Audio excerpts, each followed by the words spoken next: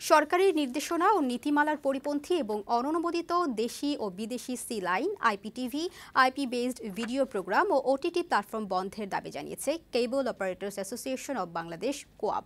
একই সাথে সকল প্রকার পাইরেসি এবং অবৈধ এফটিপি সার্ভারের মাধ্যমে দেশীয় সরকারি বেসরকারি টিভি চ্যানেল, বিদেশি ফ্রি টু এয়ার ও পে চ্যানেল প্রদর্শন রোধে সাঁড়াশি অভিযান পরিচালনা অব্যাহত রাখার আহ্বান জানিয়েছে তারা। বিকেলে জাতীয় প্রেস ক্লাবে সংবাদ সম্মেলনে এই অনুরোধ জানান কোয়াবের নেতারা। তারা বলেন, কেবল টিভি ও দেশীয় টিভি চ্যানেল ব্যবসাকে বাঁচিয়ে রাখতে ১ আগস্ট থেকে ৩১ ডিসেম্বর ২০২৫ সালের মধ্যে সারা দেশে ডিজিটাল পদ্ধতিতে কেবল টিভি সেবা প্রদান বাধ্যতামূলক করার দাবি জানান তারা। আগামী ১৫ জুলাইয়ের মধ্যে দাবি আদায়ে কোনো পদক্ষেপ নেওয়া না হলে কঠোর কর্মসূচির হুঁশিয়ারি দেন কোয়াব নেতারা।